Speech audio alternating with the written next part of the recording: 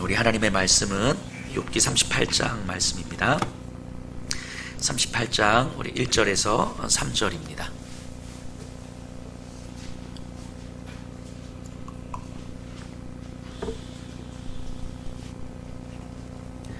욥기 38장 1절에서 3절. 우리 함께 읽겠습니다. 그때에 여호와께서 폭풍우 가운데에서 욥에게 말씀하여 이르시되 무지한 말로 생각을 어둡게 하는 자가 누구냐?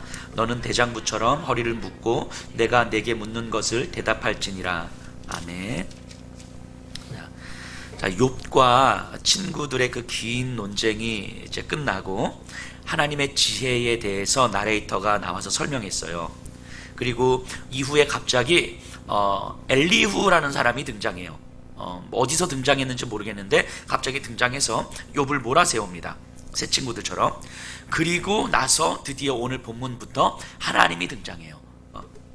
하나님이 등장하시기 전에 우리가 살펴보진 않았는데 엘리후라는 사람이 등장하는데 그 한 군데만 한번 찾아볼게요. 37장 2절에서 5절입니다. 엘리후라는 사람의 이야기인데요. 37장 2절에서 5절.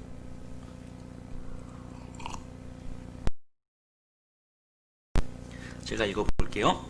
하나님의 음성 곧 그의 입에서 나오는 소리를 똑똑히 들으라. 그 소리를 천하에 펼치시며 번갯불을 땅끝까지 이르게 하시고 그 후에 음성을 발하시며 그의 위엄찬 소리로 천둥을 치시며 그 음성이 들릴 때에 번개를 멈추게 아니하시느니라. 하나님은 놀라운 음성을 내시며 우리가 헤아릴 수 없는 큰 일을 행하시느니라. 자, 엘리후가 뭐라고 이야기를 하냐면 하나님의 음성과 일하심은 헤아릴 수 없는데 감히 욥 당신이 하나님의 일이 이해가 안 된다고 하나님이 불의하다고 말하는 것이냐, 어떻게 그렇게 이야기를 하냐, 당신은 진짜 정신을 못 차렸다, 뭐 이렇게 이야기를 하고 있는 거예요. 엘리후의 말은 계속 이런 논조예요. 근데 엘리후의 말이 틀린 말이 아니죠. 맞는 말이에요. 하지만 욥에게는 어떤 의미로도 들리지 않습니다. 우리는 항상 알잖아요. 그 옳은 이야기가 정답이 아닐 때가 많다라는 걸 알지요. 그런데 우리는 항상 옳은 이야기로 뭔가 이렇게 정답을 이야기하려고 하는 것 같지만 사실은 그것이 정답이 아닌 경우들이 많아요. 자, 어쨌든 엘리후가 그렇게 말을 쏟아내고 있는 가운데 하나님이 갑자기 등장합니다. 38장 1절이에요. 그때에 여호와께서 폭풍우 가운데에서 욥에게 말씀하여 이르시되. 자, 엘리후가 말하고 있는 가운데 그때 하나님은 아마 이 모든 상황을 처음부터 지켜보고 계시다가 답답하셨을 것 같아요. 친구들과의 논쟁, 그리고 욥의 항변, 그리고 엘리후의 이야기까지 아마도 이렇게 지켜보시며 기다리시다가 이제 안 되겠다 싶어서 등장하셨을 거예요. 그러면서 32절에 무지한 말로 생각을 어둡게 하는 자가 누구냐? 자, 하나님께서 못 참고 나오신 이유가 바로 여기에 있을 거예요. 알지도 못하면서 마치 자신이 다 알고 있는 것처럼 말하는 그 어리석음을 내가 더 이상은 지켜볼 수가 없겠다, 이 얘기를 하는 거예요. 자, 그럼 이거는 2절은 누구를 향해서 하는 이야기일까요? 욥일 수도 있고요, 또 엘리후로 대표되는 새 친구들일 수도 있을 것 같아요. 그런데 저는 아무리 생각해도 이거는 욥에 대한 이야기가 아니라 새 친구들과 엘리후에 대한 이야기 같아요. 자, 새 친구들은요, 욥을 향하여서 하나님을 다 아는 것처럼, 그래서 자신들이 알고 있는 하나님의 원리에서 벗어나는 욥을 공격하고 있는 거잖아요. 그런데 어제 본문에서 나레이터가 뭐라고 이야기했습니까? 욥도 새 친구들도 사실은 모르고 있지만 진짜는 욥이 제대로 방향을 잡고 가고 있는 거야 라고 지금 말하고 있잖아요. 나레이터가 어제 그렇게 이야기를 했잖아요. 막 여기 있는 욥과 새 친구들은 모르지만 우리 독자들이 이제 그걸 알고 있는 거예요. 그런데 갑자기 엘리후라는 사람이 등장해서 새 친구들이 했던 이야기를 반복하고 있는 거예요. 그러면서 욥을 이제 몰아세우고 있는 거잖아요. 다 맞는 말이지만 자신들의 원리 안에 있는 이야기. 그러니까 새 친구들도 엘리후도 하나님이 전능하시다는 건 다 알아요. 하나님이 어떤 분이신지도 다 알고 그 앞에서 인간이 얼마나 보잘것없는 존재인지도 다 알고, 그래서 인간이 하나님의 일하심을 다 이해할 수 없다는 것도 다 알아요. 하지만 정작 전능하신 하나님이 어떤 분이신지를 모르고 있는 거예요. 이게 이해가 되시나요? 몇 주 전에 제가 설교하면서 이 강대상 앞에서 비치는 그 햇살 이야기를 한 적이 있어요. 햇살이 비추고 있는 건 너무 잘 아는데 햇살이 내 몸을 직접 감싸는 경험이 없을 수 있잖아요. 그렇죠? 그런데 제가 어느 순간 이렇게 이야기하는 거예요. 자, 햇살이 진짜 있긴 해? 왜 나는 못 느끼지? 나는 너무 추운데 햇살이 없는 거 아니야? 라고 이야기하자 누군가 이렇게 말할 수 있는 거죠. 야, 너는 저 태양이 있다는 걸 몰라? 어떻게 그렇게 무식한 말을 할 수가 있어? 태양은 있고 태양은 매일 아침마다 떠오르고 태양은 변함없이 아침마다 우리에게 빛을 비추고 햇살을 보내주는 거야. 넌 그걸 몰라? 진짜 너 진짜 무식한 거 아니야? 뭐 이렇게 이야기하는 거죠. 내가 햇살을 한 번도 경험해보지 못하면서도 이런 이야기는 얼마든지 할 수 있다는 거예요. 욥의 세 친구들과 엘리후가 지금 그러고 있는 거 아닙니까? 나는 태양이 없다는 걸 이야기하는 게 아니라 그걸 내가 못 느끼겠다고 이야기를 하고 있는 건데 그 상황을 마치 자신들이 알고 있는 지식으로 강요하고 있는 거죠. 지금 욥의 친구들과 욥이 그런 상황에 있는 거잖아요. 그러자 하나님께서 엘리후의 말을 중간에 딱 끊고 나선 거예요. 자, 이제 그만해라. 내가 더 이상은 못 들어주겠다. 이렇게 말씀하시는 거예요. 그리고 3절에 너는 대장부처럼 허리를 묶고 내가 너에게 묻는 것을 대답할지니라. 이거는 이제 욥에게 하시는 말씀이죠. 너는 대장부처럼 허리를 묶고 내가 너에게 묻는 것을 대답할지니라. 이 말씀이 3절의 말씀이 얼마나 대단하고 놀라운 말씀인지를 이제 우리가 이제 알아가 볼 거예요. 어쨌든 하나님은 자, 욥 내가 이제부터 하는 이야기를 너 잘 듣고 내가 하는 질문에 네가 대답할 수 있는지 한번 생각해 봐라. 자, 집중해 봐. 이러시는 거예요. 그러면서 이제 이야기를 시작하시는데요. 4절 5절 내가 땅에 기초를 놓을 때에 네가 어디 있었느냐? 네가 깨달아 알았거든 말할지니라. 누가 그것의 도량법을 정하였는지 누가 그 줄을 그것의 위에 띄웠는지 내가 아느냐? 자, 지금 하나님은 창조 세계를 말씀하시는 거예요. 자신이 창조주이심을, 그리고 인간이 상상할 수 없는 영역의 일, 하나님의 영역 안에 있는 일들을 이야기하는 거죠. 그 딱 나타나셔서 하나님께서 하시는 말씀이 내가 이 땅에 기초를 놓을 때 너 거기 있었어? 너 그때 뭐 했어? 너가 그 땅에 기초를 놓을 때 조금이라도 도움이 됐어? 아니면 땅에 기초를 놓는 그 원리를 네가 알아? 그것을 어떻게 측량했는지 너 알아? 이 물어보시는 거예요. 자, 7절 그때의 새벽 별들이 기뻐 노래하며 하나님의 아들들이 다 기뻐 소리를 질렀느니라.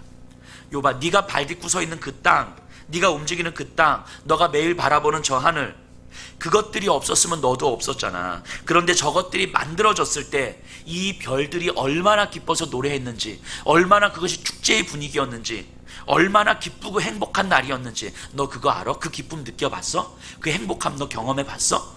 이 물어보는 거예요. 자, 8절에서 11절 바다가 그 모태에서 터져 나올 때에 문으로 그것을 가둔 자가 누구냐? 그때에 내가 구름으로 그 옷을 만들고 흑암으로 그 강보를 만들고 한계를 정하여 문 빗장을 지르고 이르기를 내가 여기까지 오고 더 넘어가지 못하리니 내 높은 파도가 여기서 그칠지니라 하였노라.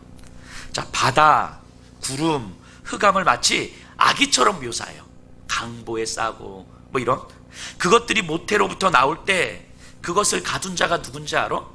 바다가 이렇게 막 넘치는데 이게 한정없이 가잖아요. 근데 너 여기까지 넘어가지 마 라고 이렇게 한계를 정해준 자가 누군지 알아? 파도가 막 일으키는데 너 파도 오케이 근데 여기까지 넘어오지 마 라고 정해준 자가 누군지 알아?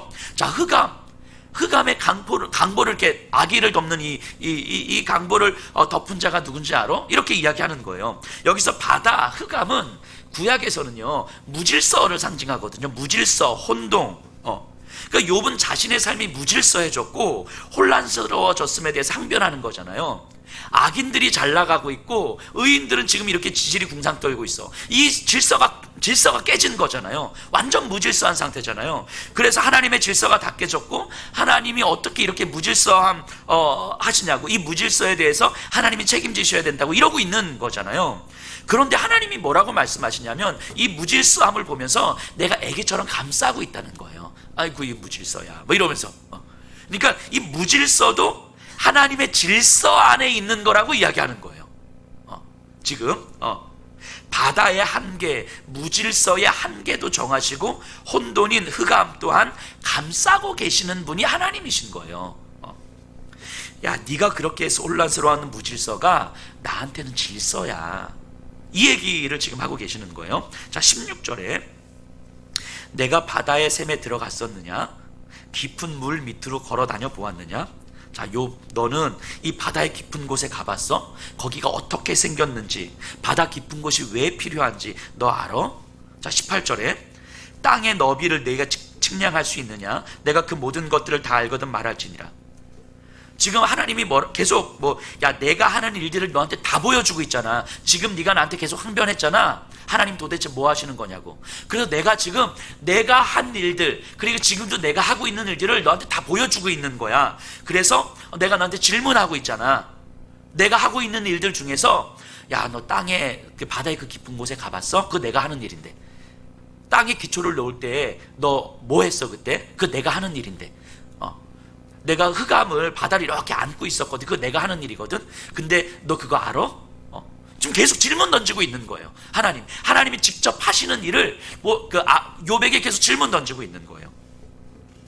그리고 이 중에서 나한테 계속 네가 물어봤으니까, 도대체 하나님 뭐 하시는 거냐고 물어봤으니까 지금 내가 대답하고 있는 거잖아. 이 중에서 내가 계속 질문 던지는 거에 대해서 네가 대답할 수 있는 게 있으면 얘기해봐. 내가 다 들을게. 지금 하나님 이러고 있는 거죠. 어찌 보면 좀 얄밉죠, 하나님이. 그렇죠? 자, 조금만 더 볼까요? 19절에 어느 것이 광명이 있는 곳으로 가는 길이냐, 어느 것이 흑암이 있는 곳으로 가는 길이냐. 자, 빛으로 가는 길과 어둠으로 가는 길을 너는 아느냐. 너는 빛만 있었으면 좋겠고 밝음만 있었으면 좋겠다고 계속 말하는 거 아니냐. 내 삶에 어둠과 혼란스러움은 없었으면 좋겠습니다 라고 이야기하는 거 아니냐. 그런데 너는 빛이 무엇인지는 알기나 해? 어둠이 뭔지 알기나 해? 빛의 집이 어디 있는지, 그 빛을 향해서 가는 길이 뭔지, 어둠의 집이 어디인지, 어둠을 향해서 가는 길이 뭔지 너는 좀 알아? 알고 나한테 질문하는 거야? 지금 이러고 있는 거죠. 자, 21절 내가 아마도 알리라. 내가 그때에 태어났으리니 너의 횟수가 많음이니라. 자, 21절은요 하나님의 유머예요. 이거 보면서 진짜 하나님도 재밌다. 하나님이 뭐라고 말씀하시는 거냐면 이게 쭉 말씀하신 다음에 네가 나한테 틀렸다고 얘기했잖아. 하나님 틀린 겁니다. 하나님 도대체 뭐 하시는 겁니까? 이렇게 얘기했잖아. 그러니까 너는 알고 나한테 물어보는 거잖아. 그지? 빛과 어둠이 창조되었을 때에도 너는 그때 있었던 거지. 너 그만큼 나이 많은 거지. 너 그 자리에 있었던 거잖아. 맞지? 그러니까 나한테 그렇게 질문했던 거잖아. 나 틀렸다고. 그런 거지? 이렇게 이야기하고 있는 거예요, 하나님이. 하나님도 유머를 하시더라고요. 하나님도. 그러니까 우리가 하나님을요 너무 저 멀리 계신 분으로 생각하지 마세요. 하나님은 우리와 똑같은, 인간은 아니시지만 하나님도 감정이 있으시고 우리와 인격적으로 소통하시고 하나님도 나름 이제 개그도 하시는 거예요. 일종의 이건 아재 개그 아닐까요? 제가 아재 개그를 하나님한테 배운 거 아닐까 싶어요. 죄송합니다. 자, 어쨌든 22절에 내가 눈 곳간에 들어갔었느냐, 우박 창고를 보았느냐. 야, 눈 곳간이나 우박 창고, 하늘에서 눈이 끊임없이 쏟아지는데 도대체 저 눈 곳간에는 눈이 얼마나 많길래 저렇게 쏟아지고 있는가. 너 가봤어? 이런 식으로 하나님은 욥에게 계속 질문하시는데, 이 질문 그 뒤에까지 계속 질문하시거든요. 41장까지, 여기 38장부터 41장까지가 하나님이 나타나신 장면인데, 이 질문을 보니까요 총 71가지 질문이에요. 총 71, 그러니까 71의 질문을 던지고 있더라고요. 이제 물음표를 보면요. 그런데 어느 것도 욥이 대답할 수 없는 질문들이죠. 왜 그렇습니까? 욥의 이해력을 가지고는, 인간의 이해력을 가지고는 도저히 상상할 수 없는 영역의 일들이기 때문이에요. 욥이 이제까지 항변했던 것은 자기에 관련된 일이었잖아요. 근데 하나님이 하신 대답은 욥과 관련된 일이 아니라 하나님의 창조 질서와 관련된 일이었어요. 그럼 다시 욥의 질문들을 생각해 보세요. 하나님, 왜 내 삶은 이렇게 고통스럽습니까? 왜 나는 이렇게 고통을 당해야 됩니까? 이 무질서와 어둠과 혼돈의 삶을 내가 살아야 하는 이유가 무엇입니까? 하나님 나타나셔서 말씀해 주십시오. 아니면 하나님이 책임지셔야 됩니다. 이렇게 소리 지르는 거예요. 그런데 하나님이 나타나셨거든요. 어찌 보면 욥의 기도에 응답하신 거잖아요. 그거 네가 나타내려면서 나 나왔잖아. 하지만 또 다시 생각해보면 욥의 질문에 대해서는 하나님은 하나도 답을 지금 안 해주고 계시는 거예요. 하나님은 욥의 기대는 이런 거 아닙니까? 하나님 나타나셔서 야 내가 왜 그랬냐면 사실은 말이야, 야 네가 좀 이해 좀 해주면 안 될까? 내가 이렇게 이 세상을 좀 가꾸다 보니까 좀 바빴어, 소홀히 여겼어, 네가 좀 이해 좀 해주면 안 될까? 뭐 이런 식으로 답을 해줬으면 좋겠는데 그럼 받아들이겠는데 이 답을 안 해주시는 거예요. 욥을 이해시키거나 설득시키지 않아요. 하나님은 계속 말씀하시는데 욥아 너가 이해되지 않고 받아들일 수 없는 것이면 그런 모든 것이 다 잘못된 거라고 생각하지만 내가 만든 이 세상은 너하고 상관없이 이루어지는 일이 많어. 나는 여전히 일하고 있는데 너와 상관없이 이 세상은 계속 이루어지는 거라고. 이 창조 세계는 사실은 이 창조 세계 안에서 너는 아무것도 아닌 존재야. 너는 너를 중심으로 하나님과의 관계를 계속 생각하는데, 그래서 욥 너에게 뭔가 하나님은 설명해 줘야 되고, 욥 너에게 하나님의 뭔가 은혜를 베풀어 줘야 되고, 욥 너에게 하나님의 뭔가를 채워줘야 된다고 생각하는데 나 여호와 하나님은 이 창조 세계 모두를 다스리는 존재야. 그 안에 너는 진짜 아무것도 아닌 거야. 이렇게 말씀하시는 것 같아요. 우리 조금만 더 볼게요. 이제는 39장 넘어가면요, 이제는 그 동물들에 대한 이야기가 나와요. 39장 5절에서 7절이에요. 누가 들나귀를 놓아 자유롭게 하였느냐? 누가 빠른 나귀에 매인 것을 풀었느냐? 내가 들을 그것의 집으로 소금 땅을 그것이 사는 초소로 삼았느니라. 들나귀는 성읍에서 짖거리는 소리를 비웃나니 나귀 치는 사람이 지르는 소리는 그것에게 들리지 아니하며. 자, 들나귀는요 자유롭고 생기 있게 살아가는 거예요. 인간과 상관없이. 그러면서 이렇게 좀 재밌는 이야기를 하죠. 성읍에서 짖거리는 소리를 비웃나니. 들나귀는요 성읍에서 짖거리는 소리, 이건 누구의 소리예요? 사람들의 소리잖아요. 들나귀는 사람들의 소리에 관심 없다는 거예요. 인간들하고 상관없어요. 들나귀는 인간들과 상관없이 들나귀는 자유롭게 산다는 거예요. 하나님은 지금 이런 일을 하고 있다는 거예요. 인간이 세상의 중심이라고 생각하지 마. 인간과 상관없이 너무 자유롭게 생동감 있게 살아가는 자연의 질서들은 얼마든지 있어. 그것이 더 커. 그리고 하나님, 나 여호와 하나님은 그것들을 만들어가는 존재야. 자, 9절에서 10절 보세요. 들소가 어찌 기꺼이 너를 위하여 일하겠으며 내 외양간에 머물겠느냐? 내가 능히 줄로 메워 들소가 이랑을 갈게 하겠느냐? 그것이 어찌 골짜기에서 너를 따라 썰매를 끌겠느냐?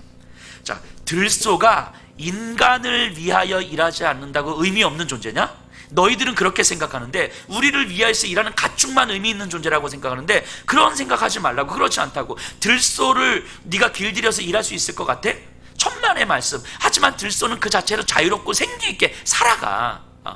모든 가축들이, 모든 짐승들이 인간을 위해서 살아가야 된다고 생각하지 마. 이런 이야기를 해요. 자, 39장 27절 28절.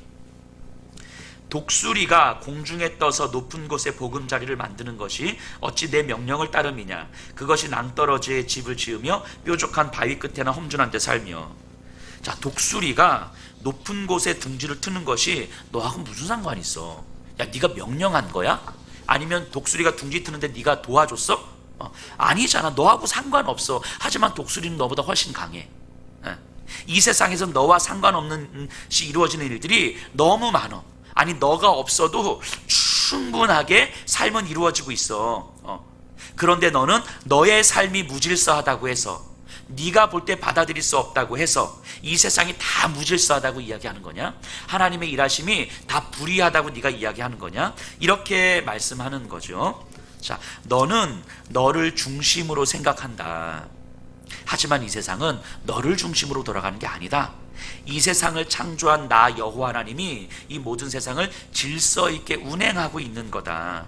너가 그렇게 싫어하는 무질서도, 흑암도, 혼돈도 다 나의 질서 안에 있는 것이다. 나의 창조 질서 안에 있는 것이다. 이렇게 이야기하는 거예요. 자, 하나님은요 자신이 어떤 존재인지를 계속 말씀하고 있어요. 하나님의 전능하심과 크심을 계속 강조합니다. 그러다 보니 상대적으로 욥은 너무 작고 초라해지고 있어요. 땅의 기초부터 시작해서 바다의 그 깊은 곳의 상태, 아무도 살지 않는 곳에 비를 내리시는 하나님, 인간과 전혀 상관없어 보이는 그 짐승 하나조차 먹이시고 챙기시는 하나님, 인간의 삶에 너무 필요하지만 인간이 범접할 수 없는 그 자연현상들, 비, 눈, 햇빛, 이런 것들의 영역을 주관하시는 하나님, 하나님이 비를 내리지 않으시면 인간은 살 수가 없고 빛을 비춰주시지 않으면 살 수 없는데, 그런 것 하나조차 하나님은 세밀하게 간섭하시고 인간들이 이 땅에서 잘 살 수 있도록 간섭해 주시는 분인 거예요. 이걸 지금 강조하고 있잖아요. 그런데 문제는 뭐냐면, 이렇게만 이해를 해버리면 이제 문제가 생기는 거예요. 맞는 말이지만 욥이요, 이제까지 하나님의 전능하심에 대해서 몰랐던 건 아니잖아요. 이제까지 지금 이렇게 하나님께서 말씀하시는 이런 내용들, 땅의 기초를 놓을 때, 뭐 바다의 깊은 곳을 조성할 때 등등등, 이 모든 내용들을 욥이 몰랐던 게 아니잖아요. 알았잖아요. 그 하나님을 알았어요. 그런데 욥의 질문은 뭡니까? 하나님은 창조주가 맞습니다. 눈과 비를 내리시는 분이 맞아요. 정말 이 땅의 기초를 놓고 바다의 깊은 곳을 조성하신 분이 맞아요, 하나님은. 그런데 나한테 왜 그러세요? 이게 욥의 질문이었잖아요. 하나님이 그러신 분이라는 걸 알고 있다고요. 그런데 그 하나님을 알고 있는데, 근데 나한테는 왜 그러시냐고요, 나한테는. 이게 욥의 계속적인 질문이었어요. 그런데 하나님은 욥의 질문에는 대답하지 않으시고 완전히 동문서답하고 계시는 거죠. 어찌 보면 지금 나타나신 하나님, 네가 땅에 기초를 놓을 때 어디 있었느냐, 독수리가 높은 곳에 둥지를 둘 때 어디 있었느냐, 이렇게 말씀하시는 하나님은 어찌 보면 욥의 세 친구들과 엘리후가 하는 이야기잖아요. 욥의 세 친구들과 엘리후가 뭐라고 이야기했어요? 야, 네가 어떻게 하나님의 일을 다 이해할 수 있다고 생각해? 하나님이 하시는 일은 너는 이해할 수가 없어. 네가 이해할 수 없다고 해서 하나님이 틀렸다고 네가 지금 이야기하는 거야? 욥, 너는 너무 불경한 거 아니야? 너는 하나님 앞에 회개해야 돼. 너 그렇게 말하는 것 자체가 죄야. 욥의 친구들이 욥한테 이렇게 이야기했잖아요. 그러니까 지금 하나님 나타나셔서 하시는 말씀이 욥의 친구들과 엘리후가 하는 이야기하고 똑같은 거잖아요. 다를 게 없잖아요. 다를 게. 자, 38장 2절로 다시 가서 보세요. 아니, 3절로 다시 가서 보세요. 그래서 38장 3절이 중요한 거예요. 굉장히 놀라운 말씀이에요. 너는 대장부처럼 허리를 묶고 내가 내게 묻는 것을 대답할지니라. 자, 하나님이 지금 욥에게 요구하고 있는 게 뭡니까? 너 내 얘기 잘 들어봐. 그리고 대답해봐. 자, 이게 욥에게 정확한 답변을 요구하고 있는 겁니까? 너 틀리면 안 돼. 이거 요구하는 겁니까? 아니잖아요. 욥이 대답할 수 없는 질문들을 던지는 거니까. 그러면 이 이야기는 욥을 기죽이고 욥이 정말 잘못했다고 혼내고 있는 장면입니까? 너 욥 나한테 불경하구나. 넌 네가 이해할 수 없다고 내가 불의하다고 이야기하는 거야? 너 이놈 자식. 뭐 이러고 있는 걸까요? 자, 42장 7절 가보세요. 42장 7절. 우리가 주일날 나눌 말씀이긴 한데, 여호와께서 욥에게 이 말씀을 하신 후에 여호와께서 대만 사람 엘리바스에게 이르시되 내가 너와 내 두 친구에게 노하노니 이는 너희가 나를 가리켜 말한 것이 내 종 욥의 말같이 옳지 못함이니라. 자, 하나님이 욥의 세 친구들을 나무라시면서 욥의 말이 옳다고 말씀하셨어요. 그러면 이게 하나님이 욥을 인정하신 거예요. 근데 어찌 보면 욥의 친구들의 말은 맞는 말이잖아요. 하나님의 나타나심을 보면. 그런데 하나님은 욥을 인정하셨단 말이에요. 욥이 옳다고. 그러면 지금 이 장면은 하나님이 욥을 혼내시는 게 아니죠. 잘못했다고 몰아치시는 게 아니에요. 하나님이 욥에게 요구하시는 건 뭐냐면 내 앞에 서라고 요구하시는 거예요. 내 앞에 서라고. 너 내 앞에 서라. 너 나하고 대화 좀 하자. 너 내가 누군지 잘 봐. 네 눈으로 직접 잘 봐. 이제까지 네가 단편적으로 들은 이야기들, 네가 배운 이야기들을 가지고 나를 판단하지 말고 네가 직접 봐. 그러니까 내 앞에 서. 지금 이거 요구하시는 거잖아요. 자, 욥의 친구들과 엘리후는요, 전능하신 하나님과 그 앞에서 인간의 초라함, 먼지 같은 존재임을 알았어요. 그래서 인간은 감히 하나님께 뭐라고 항변할 수도 없는 존재임을 알았어요. 그래서 그들은 하나님의 전능하심과 인간의 초라함을 인정했단 말이죠. 하지만 그들은 하나님과 인간의 이 상태에 집중했어요. 하나님은 전능하신 분이고 인간은 초라한 존재고 이 상태에 집중했어요. 하지만 하나님은 나는 창조주고 너희는 피조물이다라는 상태에 집중하신 것이 아니라 하나님은 욥과의 관계에 집중하고 있는 거예요. 관계에. 창조주인 나와 피조물인 너와 내가 관계를 맺고 싶다, 이 얘기를 지금 하시는 거예요. 그래서 지금 너는 내 앞에 서라, 이렇게 말씀하시는 거예요. 이게 핵심이에요. 관계를 맺고 싶어 하시는 하나님. 욥의 친구들은 하나님과 인간의 상태에 집중했다고요. 그러니까 인간은 감히 하나님 앞에 뭘 할 수가 없는 거예요. 그런데 하나님은 이 상태에 집중하는 것이 아니라 이렇게 맞는데 그런 내가 너와 관계 맺고 싶은 거야 라고 말씀하시는 거예요. 이 관계에 집중하시는 하나님을 우리가 이해하지 못하면 우리는 욥기를 이해할 수가 없어요. 욥기를 통해서 하나님께서 우리에게 무엇을 말씀하시는지를 이해할 수가 없어요. 이 관계를 이해하지 못하면 우리는 욥기를 통해서 여전히 고난 가운데 인내하고 결국 승리해서 하나님의 축복을 받고, 그래서 하나님의 주시는 축복을 받는 존재, 그리고 하나님이 축복 안 하시고 죄 지으면 벌 받는 존재, 그냥 이렇게 끝나는 거예요. 그럼 욥기가 필요가 없다고요. 하나님은 지금 욥에게 너 이제까지 나 만나고 싶었잖아, 너의 문제를 해결하고 싶었잖아, 그 이유도 듣고 싶었지. 그런데 너의 문제 해결하고 나면, 너의 그 이유 찾고 나면 너는 또 너의 삶을 살 테니까 나는 그거 원하지 않는다고. 네가 또 너의 삶을 사는 거 원하지 않는다고. 나는 너와 대화하고 싶고, 나는 너와 마음을 나누고 싶고, 내가 이제까지 이야기한 이 창조의 세계를 너와 함께 완성해 가고 싶다고.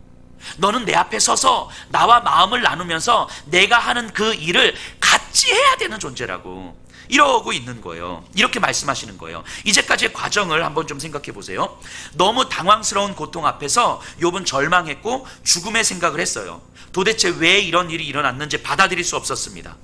그런데 그때 문제가 바로 해결되었거나 아니면 욥의 친구들의 이야기를 바로 들었었다면, 그래서 친구들과 논쟁하는 과정이 없었다면 아마 욥은 지금 하나님의 나타나심에 대해서 하나님은 전능하신 분인데 이 한낱 피조물에 불과한 내가 하나님을 판단하려 했구나. 하나님 죄송합니다.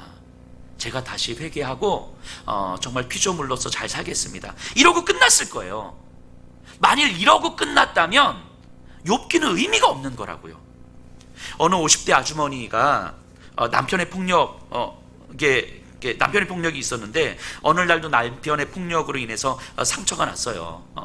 자녀가 묻습니다. 엄마, 아빠가 또 때렸어? 그러자 이렇게 이야기해요. 그러게 요즘 내가 기도를 잘 안 했더니 하나님께서 이제 기도할 때라고 사인을 주시네. 너도 아빠를 위해서 기도해라. 자, 이렇게 말씀하시는 거예요.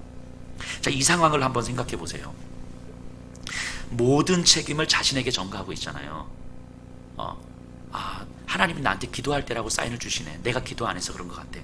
모든 책임을 나한테 전가하고 있어요. 그러면 이 아주머니에게 있어서 하나님의 응답은 뭡니까? 남편의 폭력이 없어지는 것이고 가정의 평화를 누리는 거잖아요.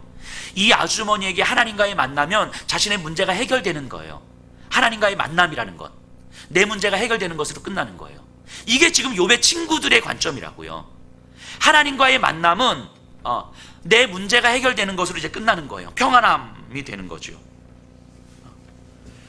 그런데 욥기는 하나님은 그게 아니라고 이야기하는 거예요. 그거 틀렸다고 이야기하는 거예요. 그건 내가 원하는 게 아니라고. 그건 니들이 원하는 거겠지. 내가 원하는 게 아니라고 이야기하는 거예요. 그리고 욥도 그걸 못 받아들이겠다는 거죠. 그렇게 해서는 이 답답함이 설명이 안 된다고 계속 항변하고 있는 거잖아요. 하나님을 만나야겠다고. 하나님을 만나서 단판 짓겠다고. 어제도 말씀드렸던 것처럼 그렇게 욥의 처절한 절규의 시간은 욥을 붙들고 있는 하나님의 처절한 씨름의 시간이었잖아요. 그래서 욥은 서서히 자신의 전통적 신앙의 틀이 깨어지고 아무런 틀이 없는, 이제는 하나님을 만나야 했던 거예요. 아무런 틀이 없는 상태에서 그렇게 인간 중심적 신앙에서 하나님 중심적 신앙으로 서서히 움직여가고 있었어요. 하지만 아직은 하나님 중심적 신앙이 무엇인지 잘 모르고 있는 상태예요. 아직 하나님을 안 만났으니까. 그때 하나님이 나타나신 거예요. 그리고 욥아, 너 내 앞에 서라, 이렇게 말씀하신 거예요. 너를 지금 내 앞에 이렇게 세우려고 내가 지금까지 싸운 거라고. 너 내 앞에 세우려고. 내가 너 문제 해결하려고 했으면 진작에 했어. 근데 그게 너한테 중요하지 않아. 너를 내 앞에 지금 세우는 게 중요하지. 너 이렇게 세우려고 내가 지금까지 싸운 거야. 자, 너도 아는 것처럼 나는 창조주다. 이 땅의 기초부터 바다의 깊은 곳까지 만들었고, 작은 짐승, 식물 하나조차, 눈과 우박조차 내 손을 거치지 않은 것은 하나도 없다. 인간에게 일어난, 너에게 일어난 작은 일 하나조차도 우연히 그냥 일어나는 법은 없다고. 내 손을 거치지 않고 너의 삶은 이루어지지 않는다고. 그건 너도 알지 않냐고. 그런데 그걸 알기 때문에 너는 더 답답했던 거고, 그걸 알기 때문에 너는 더 분노가 일어났던 거고, 그래서 나를 계속 만나고 싶어 하지 않았었냐고. 근데 나도 그렇게라도 해서, 그렇게까지라도 해서 너를 내 앞에 세우고 싶었다고. 이렇게 말씀하시고 있는 거예요. 왜냐하면 이 자리가 원래 너의 자리니까. 내 앞에 서 있는 이 자리가 원래 네가 서 있어야 되는 자리니까. 나와 멀리 있는 상태에서 너의 문제를 내가 해결해 주는 자리가 너의 자리가 아니고 내 앞에 있는 자리가 너의 자리니까. 자, 창세기에서요, 인간을 창조하는 장면을 생각해 보세요. 인간을 창조할 때 상황이 어땠습니까? 모든 어떤 초목, 채소와 식물들이 다 자란 상태에서, 모든 것이 완전하게 준비되어 있는 상태에서 인간을 창조하셨습니까? 그래서 창조된 인간은 모든 것을 누리기만 했으면 됐어요? 아니잖아요. 성경 그렇게 이야기하지 않아요. 인간을 창조할 때 성경이 어떻게 설명하고 있습니까? 아직 땅에는 비가 내리지 않았었고, 땅을 경작할 사람이 없었으므로 초목이 없었고 채소가 아직 나지 아니하였었느니라. 이렇게 설명하잖아요. 그 상태에서 인간을 창조하신 거라고요. 뭔가 없는 상태에서 인간을 창조하셨어요. 하나님 왜 그러셨을까? 하나님은요, 하나님 혼자서도 이 창조 질서를 완성하실 수 있으셨어요. 하지만 하나님의 창조 질서 완성을 위해 인간을 파트너로 삼으신 거예요. 그게 인간 창조의 목적 아닙니까? 인간과 함께 이 창조 질서를 경작하고, 초목도 채소도 경작해서 싹을 틔우고 열매를 맺고, 그러면서 질서 있는 세상을 만들기를 원하셨던 거예요. 그래서 인간이 에덴 동산에 있는 동물들의 이름을 지어주잖아요. 그게 뭡니까? 질서를 잡아준 거잖아요. 각 동물들의 정체성을 심어준 거잖아요. 하나님이 혼자서 할 수 없으셔서가 아니라 충분히 할 수 있으셨지만 인간을 자신의 동역자로 삼아주신 거예요. 이 모든 피조세계 안에서 특별히 인간만 하나님과 호흡하고, 하나님 앞에 서서 하나님과 마음을 나누고 하나님의 마음을 품고, 그래서 이 창조세계에서 하나님께서 원하시는 것이 무엇인지를 알아서 하나님과 함께 이 창조세계의 질서를 완성해 가는 삶, 그게 원래 인간의 자리였어요. 그래서 하나님 앞에 서는 거지요.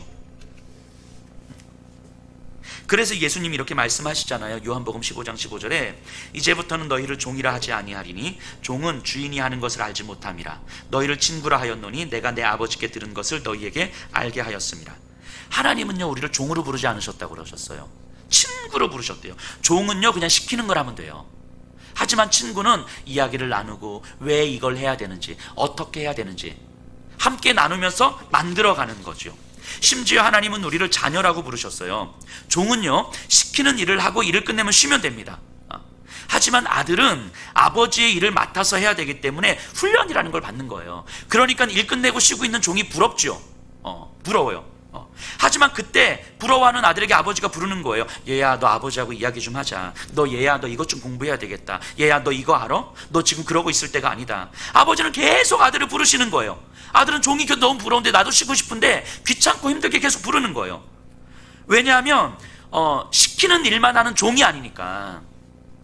그 마크 트웨인의 그 톰 소여의 모험이라는 글 아시죠? 소설. 그 책에 보면 톰 소여가 자기 친구들 중에서 제일 부러워하는 친구가 한 명 있어요. 누굽니까? 허클베리 핀이죠. 왜 부러워합니까? 학교를 안 가거든요. 허클베리 핀은 학교를 안 가니까 그렇게 부러워하는 거예요. 사실 아들이 종을 부러워하는 이유가 그런 거 아닙니까? 아들은 아버지 앞에 있어야 되는 거예요. 그리고 아버지가 하는 일을 이제는 알아야 되는 거예요. 어떻게 해야 될지, 왜 해야 되는지. 에덴 동산에서 인간이 선악과를 먹고 무서워서 나무 뒤에 숨었을 때 하나님 물어보시잖아요. 아담아, 네가 어디 있느냐? 하나님이 몰라서 물어보십니까? 어디 있는지? 그게 아니잖아요. 나무 뒤에 숨어 있는 것이 네가 있어야 될 자리야? 이 질문하는 거잖아요. 너가 정말 있어야 될 자리가 어디야? 너는 내 앞에 있어야지. 내 앞에서 나와 소통하고 나와 이야기를 나누고 내가 하는 일이 무엇인지를 알고 그리고 내가 하는 일을 너는 같이 해야지. 그게 너가 있어야 될 자리고 그 자리에서 너 충분히 행복했고 충분히 풍성했고 충분히 자유롭고 충분히 생명력 있었잖아. 근데 지금 너는 나를 피해서 나무 뒤에 숨어 있잖아. 그 자리가 네가 있어야 될 자리 맞아? 이건 물어보시는 거 아닙니까? 그리고 그 이후에 하나님은 나무 뒤에 숨은 인간을 하나님 앞으로 데리고 나오는 싸움을 계속 싸우시는 거예요. 인간의 의지와 상관없이 그냥 딱 갖다 놓으실 수도 있지만 그렇게 하지 않으시는 이유는 우리를 너무 사랑하시기 때문에 우리의 의지에 반하여서 갖다 놓으시지 않으시죠. 하지만 야곱과 씨름했던 것처럼 인간이 스스로 하나님 앞에 나올 수 있을 때까지 하나님도 인간을 붙들고 씨름하시는 거예요. 나무 뒤에서 이제 좀 나오라고. 그때까지 기다리시고 그때까지 씨름하시면서 하나님도 계속 서셨던 거예요.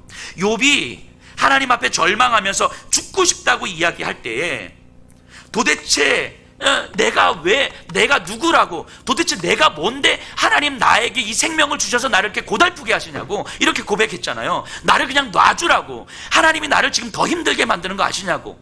하나님이 나를 죽지 않게 만드시니까 내가 더 힘든 거라고. 나를 놓으라고. 지금 도대체 내가 누군데 내가 뭔데 하나님 나를 이렇게 붙들고 있냐고. 나는 이제 하나님과 상관없는 사람입니다. 나를 놓으시라고. 나는 죽을 거라고. 이렇게 고백하잖아요. 그때 하나님은 이렇게 말씀하시는 거예요. 내가 너를 그렇게 놔둘 수가 없다고. 욥은 절규하고 있지만 하나님은 보이지 않는 손으로 욥을 붙들고 내가 너를 그렇게 놔둘 수가 없다고. 그렇게 살아가도록 놔둘 수가 없다고. 너는 내 앞에 서야 되는 친구고 내 파트너고 내 아들이라고. 너가 나무 뒤에 숨어서 내가 그 나무를 지금은 꺾고 있는데 그것 때문에 도대체 내가 왜 이래야 되냐고 죽여달라고 이야기하는데 하나님은 욥을 죽일 수도 없고 그렇다고 억지로 끌고 앞에 나오게 하지도 않는 거예요. 그 붙들고 계속 씨름하고 있는 거예요. 그 중간에 욥은 나 죽여달라고, 나를 놓으라고 계속 말씀하시는, 이게 고백하는데 하나님은 내가 너를 놓을 수가 없다고 지금 이야기하고 있는 거라고요. 출애굽기 3장에 보면요, 모세가 호렙산 떨기나무 아래에서 하나님을 만나요. 80세의 노인이고 이제는 아무런 힘도 없는 사람이잖아요. 그런데 그날 하나님은 모세에게 찾아오셨어요. 그리고 모세를 통해서 이스라엘 백성을 구해야 된다고 말씀하시죠. 그때 모세가 뭐라고 이야기하냐면, 하나님, 내가 누구이기에 바로에게 갑니까? 이렇게 이야기해요. 이건 무슨 의미예요? 나 못 가겠다 이 얘기잖아요. 나 안 갑니다. 도대체 지금 내가 그 세계 최대의 제국인 바로왕 앞에 가서 지금 죽으란 이야기 아닙니까? 그 바로왕 앞에 가서 그 노예들 놓아주십시오라고 하면 이게 말이 안 되는 얘기잖아요. 못 가겠습니다. 마치 욥이 절규한 것처럼 내가 누군데 거길 갑니까? 하나님, 나 귀찮게 하지 마세요. 나를 놔두세요 라고 말하고 있는 거예요. 나는 그냥 이대로 살다가 지금도 나 하나님 믿고 있거든요. 근데 하나님 알아요. 하나님 이 땅을 창조하신 분인 것도 알고 전능하신 분인 것도 알고 우리의 조상 아브라함, 이삭, 야곱, 요셉 다 알아요. 그리고 지금도 나를 지켜주시는 것도 다 알아요. 그러니까 이대로 하나님 믿으면서 나 살 테니까 나 건들지 마시라고, 놔두시라고 지금 모세가 이러고 있는 거잖아요. 근데 하나님이 요셉을 만나셔서 말씀하신 이유는 무엇입니까? 하나님이 이렇게 말씀하시는 거예요. 모세야, 너의 원래의 자리로 돌아와야지. 네가 있어야 될 자리로 돌아와야지. 이 말씀하시는 거예요. 내 앞에 서 있어야지. 내 앞에서 네가 나와 함께 이 땅을 어떻게 살아가야 되는지 나와 함께 나눠야지. 지금 너는 나무 뒤에 숨어 있는 거잖아 라고 이야기하는 거예요. 그래서 하나님은 네가 원하는 대로 내가 살도록 내버려 둘 수가 없다고. 나무 뒤에 숨어서 나 하나님 안다고. 하나님이 창조하셨다는 거 안다고. 하나님이 전능하신 분이라는 것도 안다고. 하나님은 은혜를 베풀어 주시는 것도 안다고. 그거 알고 내가 나무 뒤에서 살아갈 테니까 그냥 나 건들지 마시라고. 이렇게 말하는 모세에게 내가 너를 나무 뒤에서 그렇게 살아가도록 놔둘 수가 없다고 말씀하시는 거예요. 모세야, 네가 어디 있느냐 질문하는 거 아닙니까? 너는 내 파트너니까, 너는 내 친구니까, 너는 내 자녀니까 너의 원래 자리에서 나와 함께 이 깨진 창조의 질서를 이루어 가야지. 이게 지금 이거 말씀하시는 거잖아요. 그런데도 모세는 두렵다고, 무섭다고, 못하겠다고 끝까지 버티시죠. 그때 하나님 이러시는 거예요. 그런데 나는 그렇게는 못하겠다. 네 말대로 나는 그렇게는 못하겠다. 네 말을 내가 들어줄 수가 없다. 내가 누구인지 안다면, 진짜 내가 누구인지 안다면 너의 삶을 나한테 맡겨라. 이 말씀 하시는 거예요. 너의 삶을 나한테 맡겨라. 그게 네가 있어야 될 자리이며 나와 함께 동행하는 삶이다. 그래서 너의 발에서 신을 벗으라. 이렇게 이야기하는 거죠. 그러니까 네가 진짜 내가 누구인지 안다면, 들어서 단편적인 지식으로 알고 있는 거 말고 진짜 누구인지 안다면 너의 삶을 나한테 맡겨라. 근데 아직 못 맡기는 이유는 뭡니까? 들어서 단편적으로 알고 있으니까 다 알고 있거든요. 욥의 친구들처럼. 하지만 나무 뒤에 숨어 있는 거예요. 지금 욥에게도 말씀하시는 거예요. 나는 너를 그대로는 살게 못하겠다. 네가 그렇게 원하는 삶, 내 삶을 해결해 주십시오 라고 이야기할 때 나는 그렇게는 못하겠다. 나는 그렇게는 못하겠다. 내가 너의 하나님인데 네가 내가 누구인지를 안다면 너의 삶을 그대로, 고통이 있는 삶 그대로, 부족한 삶 그대로, 결핍이 있는 삶 그대로 나한테 맡겨라. 내가 너의 친구고 아버지인데 내 앞에서 함께 동행해야지. 이렇게 말씀하시는 거예요. 그래서 우리 한국교회 어른 중에 한 분이신 남포교회 원로 목사님이신 박영선 목사님이 이렇게 말씀하셨어요. 이 말씀을 이런 비슷한 말씀을 잘 보이는 곳에 이렇게 써서 붙여놓으래요. 나는 그렇게는 못한다. 여호와의 말씀이니라. 이 문장을 해서 잘 보이는 곳에 붙여놓으라는 거죠. 여러분들 집에서 붙여놓으세요. 이렇게 책상에, 냉장고에, 현관에, 화장실에, 주방에 붙여놓으세요. 나는 그렇게는 못한다. 여호와의 말씀이니라. 이렇게 붙여놓으시고 매 순간 보세요. 매 순간 하나님 정말 이렇게 해주셔야 되는 거 아닙니까? 그거 보세요. 나는 그렇게는 못하겠다. 하나님 정말 내 기도 들어주셔야 되는 거 아닙니까? 나는 그렇게는 못하겠다. 오늘 집에 가셔서 붙여놓으시기 바랍니다. 인증샷 받아야 되나? 하나님은요, 이 말씀하시는 거예요. 욥아, 나는 너 그렇게 살도록 놔줄 수가 없겠다. 그래서 지금까지 욥을 데리고 오셨어요. 자, 하나님의 말씀을 조금만 더 볼까요? 40장 3절에서 5절인데요. 욥이 여호와께 대답하여 이르되 보소서 나는 비천하오니 무엇이라 주께 대답하리이까. 손으로 내 입을 가릴 뿐이로소이다. 내가 한 번 말하였사온즉 다시는 더 대답하지 아니하겠나이다. 하나님이 이렇게 1차로 말씀하셨을 때 욥이 반응합니다. 나는 할 말이 없습니다. 어떤 대답도 할 수 없습니다. 그저 듣겠습니다.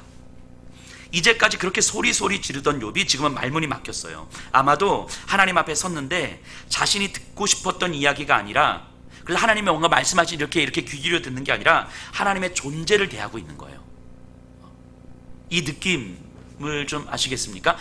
자기는 하나님 앞에 듣고 싶은 말씀이 있었거든요. 듣고 싶은 대답이 있었는데 듣고 싶은 대답은 안 오는데 하나님의 존재 앞에 서 있는 거예요. 자기가 이야기에 집중하는 것이 아니라 하나님의 존재에 압도당하고 있는 거예요. 그런 상태에서 욥에게 대화를 청하시는 하나님께 욥이 뭐라고 대답하겠습니까? 나는 할 말이 없습니다. 자, 7절 보세요. 너는 대장부처럼 허리를 묶고 내가 내게 묻겠으니 내게 대답할지니라. 하나님은 한 번 더 말씀하십니다. 너 지금 이 자리가 너의 자리다. 지금 내 앞에 서 있는 이 자리가 너 원래 있어야 될 자리다. 여기서 내 말 잘 듣고 또한 잘 대답해라. 이 말씀하시죠. 10절에서 14절. 너는 위엄과 존귀로 단장하며 영광과 영화를 입을지니라. 너의 넘치는 노를 비우고 교만한 자를 발견하여 모두 낮추되 모든 교만한 자를 발견하여 낮아지게 하며 악인을 그들의 처소에서 짓밟을지니라.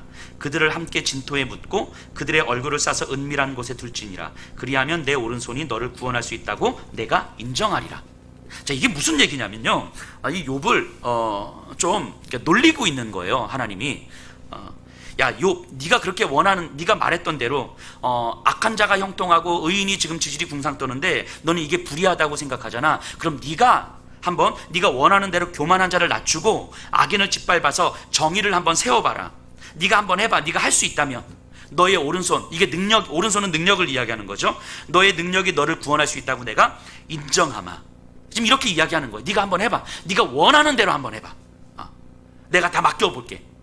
네가 원하는 대로 의인이 형통하게 하고 악인과 교만한 자들을 다 밟고 죽여봐. 그렇게 할 수 있다면 내가 너를 인정할게. 이 얘기 하시는 거예요. 하지만 하나님이 결국 뭐 말씀하십니까? 욥, 너 혼자서는 그거 절대 못한다.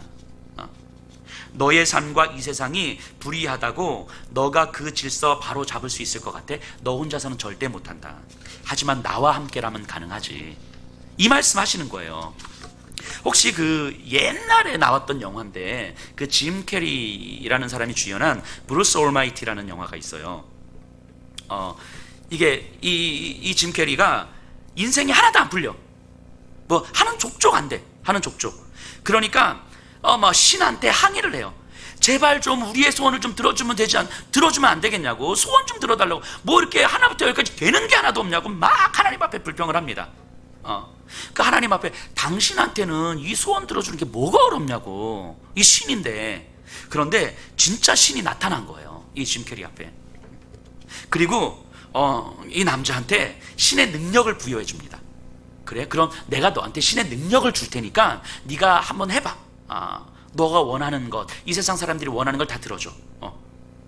그런 네가 원하는 질서 한번 만들어봐라. 그랬어요. 이때부터 이 남자는 진짜 신이 납니다. 진짜 신의 능력이야. 달을 이렇게 여기까지 가지고 올 수 있어. 이런 능력이 있는 거예요. 신의 능력이니까. 그 여자친구한테 달을 선물로 줘. 대단하죠. 이제 원하는 건 다 가능한 거예요. 그런데 그렇게 시간이 지나면서 이제 정말 큰 일이 벌어집니다. 사람들이 막 복권 당첨되게 해달라니까 다 오케이, 내가 다 들어줄게. 오케이, 다 예스. 그러니까 1등만 수만 명이 나와. 그러니까 1등이 당첨돼도 사실 아무 의미가 없는 거예요.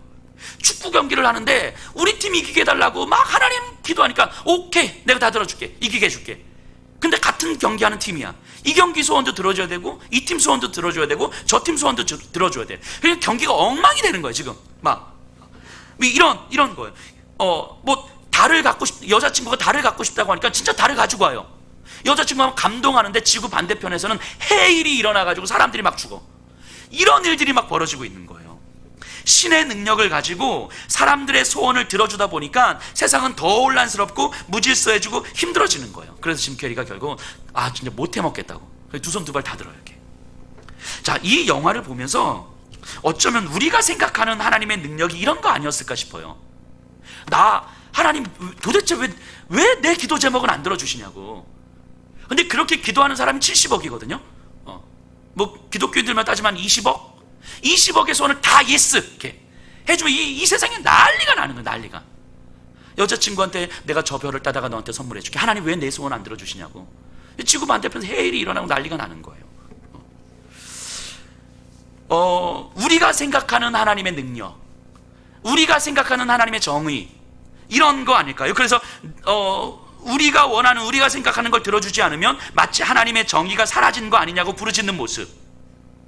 이 세상을 다스리시는 하나님의 지혜에는 관심이 없고 내 삶에만 관심 있는 신앙 아닐까요? 교회에서 야외 행사를 해야 되는데 오랫동안 준비했어요.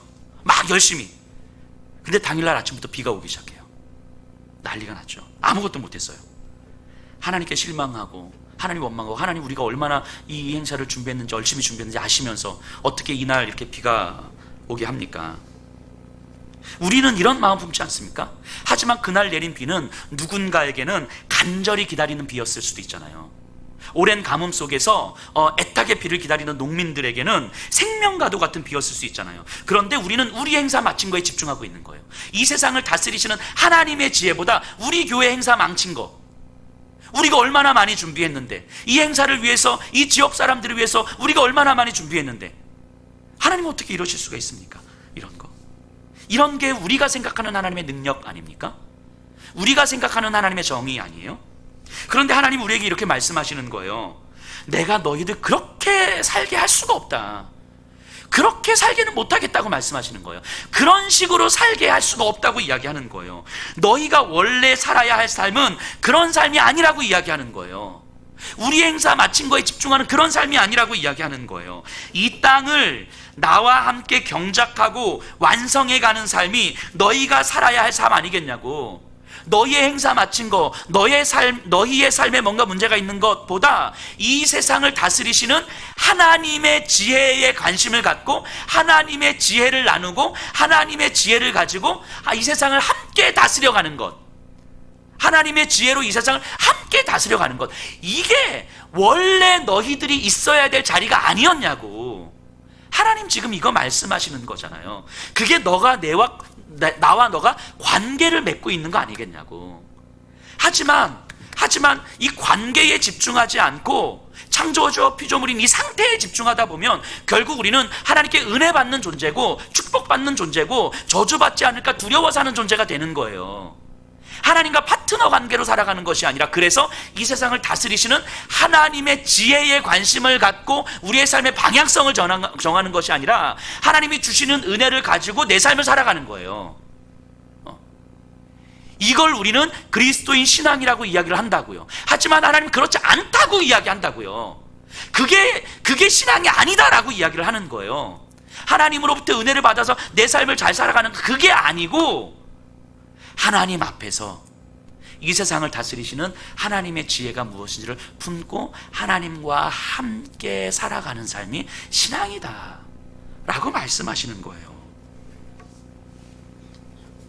그러니까 우리를 그렇게 못 놔두겠다고 이야기하는 거예요.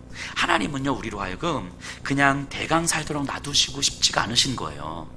그냥 교회 열심히 다니고 봉사 열심히 하고 그래서 기도 열심히 하고 그랬더니 하나님께서 우리의 삶에, 우리 가정에 축복을 주시더라. 그래서 정말 내 삶 아낌없이 교회에 하나님 하시는데 봉사하고 그 대강 사는 거라고요. 그게 그런 게 대강 사는 거라고요. 대강, 대충, 아주 거칠게 이야기하면 신앙의 이름으로 비신앙적으로 살아가는 거라고요. 그런 삶이 대강 살도록 놔두고 싶지가 않으신 거예요. 그래서 하나님은 당신의 아들 예수님을 이 땅에 보내신 거 아닙니까? 그래서 육신의 연약함 안에서 자신의 배를 채우기 위한 삶을 살도록 놔두시지 않으셨어요. 예수님을. 그 삶이 하나님 앞에서 이 세상을 다스리시는 하나님의 지혜로 살아가는 삶을 살도록 하셨다고요. 그 삶이 40일을 굶주리는 삶이었어도, 그 삶이 제자들에게 배신을 당하는 삶이었어도, 그 삶이 십자가에서 피를 흘리는 삶이었어도 이 세상을 다스리시는 하나님의 일에 동참하는 일임을 받아들이는 것이 자신의 삶이었음을 예수님은 보여주신 거예요. 이 세상을 다스리는 하나님의 지혜가 예수님을 통해서 드러나신 거죠. 그리고 예수님을 믿는 우리 모두의 삶이 바로 그러하다는 것을 말씀해 주시는 거잖아요. 예수님을 믿는다는 건 그런 거예요. 예수님을 믿는다는 것, 예수님을 나의 구주로 모신다는 것, 나의 참 생명으로 모신다는 것, 내 목자로 모신다는 것, 그거는 내가 예수님을 따라간다는 거잖아요. 이 세상을 다스리시는 하나님의 지혜가 내 삶임을 받아들이는 삶을 살아가는 것, 그 삶이 비록 십자가에서 피 흘리는 삶일지라도 그럼에도 하나님의 지혜를 품고 하나님과 함께 이 세상을 다스려가는 삶을 살아가는 것, 그게 예수님의 삶이고 예수님을 믿는 자의 삶이라고 말씀하시는 거라고요.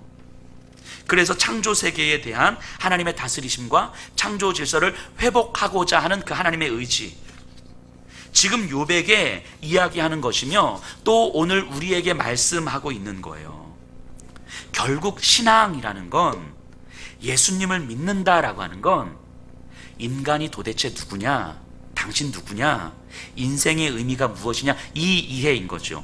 창조주이신 하나님의 파트너이자 친구이자 자녀인 인간이 하나님 앞에서 하나님과 함께 이 땅을 경작해 가는 것, 이게 예수님을 믿는 거예요. 이게 하나님의 더 큰 약속 안에서 내 존재와 내 삶을 이해하는 거예요. 이 이해가 없으면 우리는 예수님을 믿는다라는 것을 이해를 못하고 있는 거예요. 아직까지. 구원은 받았을지 모르겠어요. 구원은 하나님께서 거저 주시는 거니까 구원은 받았을지 모르겠어요. 예수님을 믿는다고 말할 수 있을지도 모르겠어요. 하지만 진짜 예수님을 믿는다는 게 무엇인지 이해를 못하고 있는 거라고요. 구원을 받았지만 구원받은 자가 무슨 의미가 있지? 이걸 이해를 못하고 있는 거라고요. 그래서 신자의 삶은요, 능력과 헌신의 문제가 아니라 정체성의 문제예요. 정체성의 문제. 내가 누구인가? 하나님이 욥에게 계속 던지는 질문이 무엇입니까? 내가 얼마나 전능한 존재인지, 이거 아니에요. 이게 아니라 너 누구야? 욥아, 네가 누군지 알아? 이 질문 던지는 거잖아요. 욥에게. 하나님 도대체 왜 나한테 이러십니까? 라고 막 항변하고 있는 욥에게 너 자신이 누구인지 알아? 네가 도대체 내 앞에서 어떤 존재인지 알아? 내가 너를 어떻게 창조했는지 알아? 왜 창조했는지 알아? 내가 너를 왜 불렀는지 알아? 네가 누구인지 알아? 지금 이 질문 던지고 있는 거라고요, 하나님이. 오늘 예수님을 믿는 우리에게 이 질문 던지고 있는 거잖아요. 예배를 드리고 있는 우리에게 네가 누구인지 알아? 내가 왜 너를 창조했는지 알아? 내가 너를 위해서 내 아들 예수를 이 땅에 왜 보냈는지 알아? 이 질문 던지는 거잖아요. 하나님이 주시는 은혜 아래에서 안정적인 가정과 교회에 헌신하며 교회에서 이루어지는 행사가 맑은 날씨 가운데 잘 이루어지고 우리 자녀들 잘 되고 한일전 축구하면 한국이 승리하면 막 하나님 은혜 주셔서 막 기쁘고 감사하고 뭐 이런 식의 삶을 사는 것이 진짜 예수님 믿는 삶이야? 이 질문 던지고 있는 거예요. 이게 예수 믿는 삶이냐고. 이런 거 하라고 내가 내 아들 예수를 이 땅에 보낸 줄 아냐고.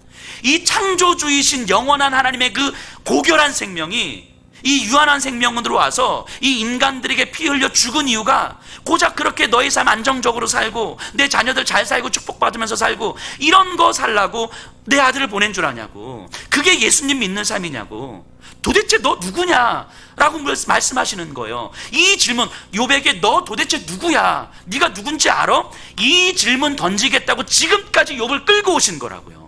지금까지 이 처절한 비참함과 고통과 절규와 친구들의 논쟁의 과정들을 계속 끌고 오신 거예요. 그리고 하나님 앞에 딱 세운 다음에 네가 누군지 아냐고. 진짜 하나님이 전능하시다는 것을 네가 알아? 그래서 너희 삶을 맡길 수 있어 그대로? 이 문제를 통과하지 않으면요, 이 질문을 통과하지 않으면 우리는 평생 불평하다 끝나요. 평생 두려워하다 끝납니다. 하나님 믿으면서도 여전히 내 마음이, 내 삶이 안정적이고 안심하는 것 외에는 아무것도 필요 없는 삶을 살다가 끝나는 거예요. 그래서 예수님을 믿으면서 내가 바라는 건 안심하는 거예요. 예수님을 믿으면서 바라는 건 내 삶이 평안한 거예요. 예수님을 믿으면서 내가 바라는 건 아무런 문제 없이 무난하게 살다가 교회 열심히 다니면서 헌신하면서 살다가 전도 좀 하면서 살다가 주님 나라 가는 거예요. 하지만 하나님의 마음은 달라요. 나는 그렇게는 못하겠다 말씀하시는 거예요. 나는 네가 그렇게 사는 꼴을 내가 뽑을 수가 없다, 이렇게 이야기하는 거예요. 그게 예수 믿는 삶이냐고. 그게 예수 믿는 삶이냐고. 그게 신앙이냐고. 내가 너를 그렇게 창조한 게 아니다. 내가 내 아들 예수를 그렇게 살라고 보낸 것이 아니다. 전능하시고 창조주이신 하나님은 우리를 그렇게 부르시는 거예요. 한낱 피조물에 불과한 우리를 하나님의 동력자로 부르시는 거예요. 그래서 당신의 아들을 버리시고 우리를 얻으셨어요. 당신의 그 아픔을 감당하시면서 우리를 버리셨어요. 이게 하나님의 사랑이잖아요. 그래서 여기에 하나님의 생명이 있는 거예요. 그의 아들의 죽음과 하나님의 생명이 만나는 거예요. 아들의 죽음에 동참한 우리 신자들에게 하나님의 생명을 주셨어요. 아브라함이 이삭을 바칠 때 죽음과 생명이 만난 거잖아요. 이삭의 죽음은 결국 아브라함의 죽음이었고, 그 아브라함의 죽음은 하나님의 생명과 만난 거예요. 그 자리에서 하나님의 사랑을 경험합니다. 예수를 믿는다는 건 우리의 죽음이 하나님의 생명과 만난다는 걸 이야기하는 거예요.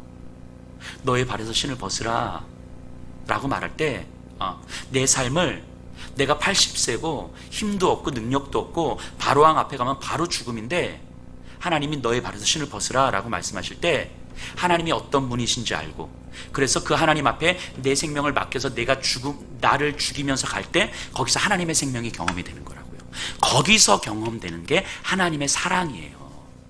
하나님의 사랑, 실제적으로 경험되는 하나님의 사랑. 내 몸을 감싸는 따뜻한 햇살처럼 경험되는 하나님의 사랑. 그냥 하나님은 사랑이시지, 하나님은 우리를 너무 사랑하시지, 당신의 아들을 보내시면서까지 우리를 사랑하셨지 라고 말하는 게 아니라 진짜 내가 경험하는 하나님의 사랑이요. 나의 죽음과 하나님의 생명이 만나는 그 자리에서, 아브라함이 이삭을 바치는 그 자리에서 하나님의 사랑을 경험했던 것처럼. 그래서 사도 바울이 에베소서에서 이렇게 이야기하죠. 오직 사랑 안에서 참된 것을 하여 범사에 그에게까지 자랄지라.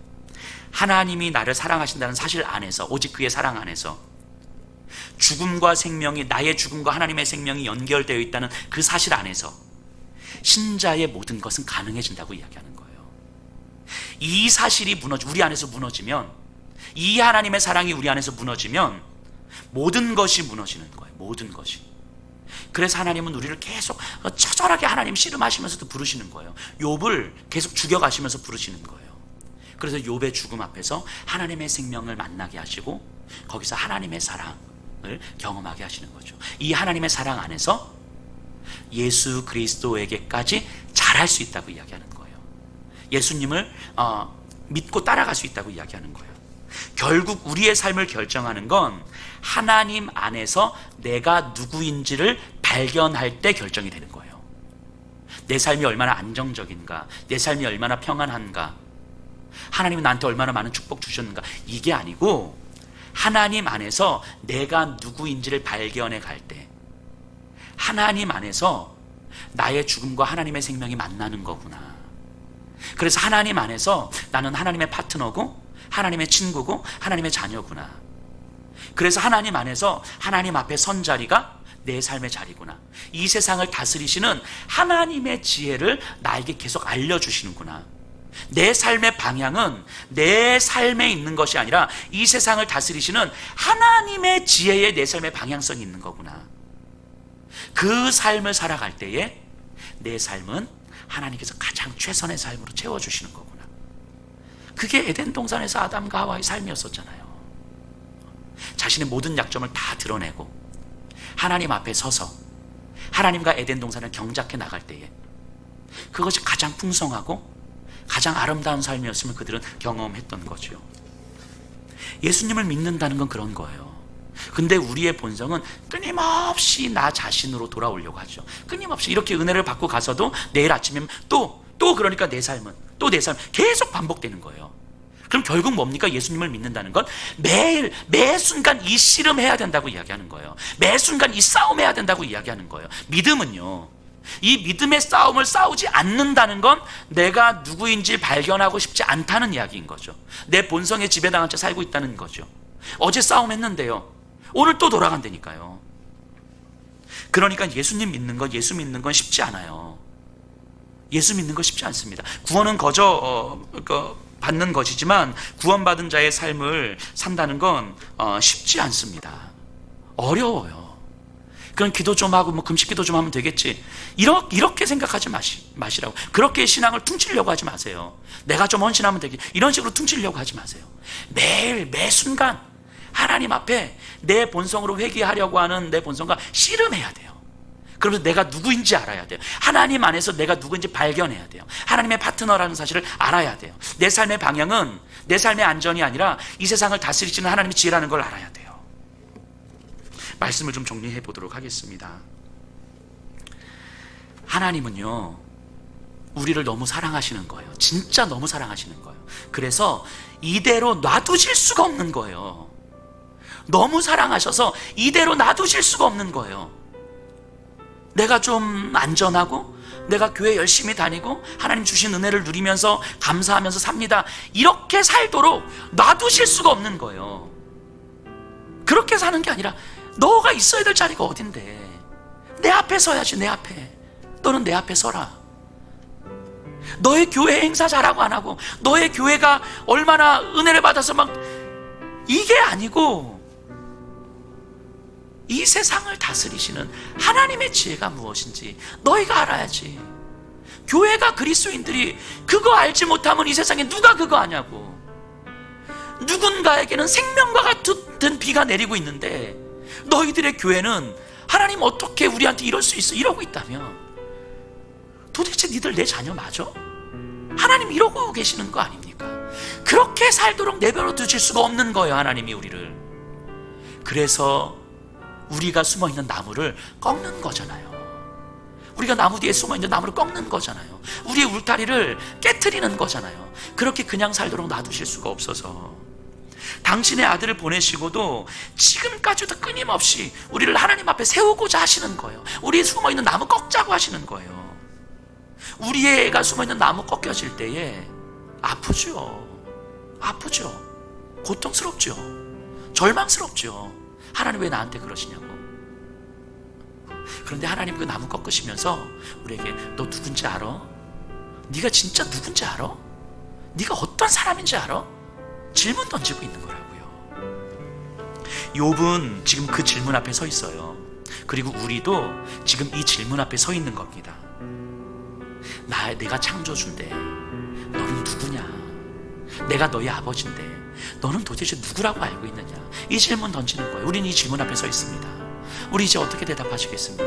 하나님 우리를 여기까지 세우시고자 그렇게 애쓰셨어요. 그리고 세웠어요. 그리고 질문 던집니다. 이제 하나님의 질문 앞에 우리 정직하게 대답해야 되지 않겠습니까? 우리 좀 같이 기도하십시다. 이렇게 기도했으면 좋겠어요. 하나님은 지금 우리에게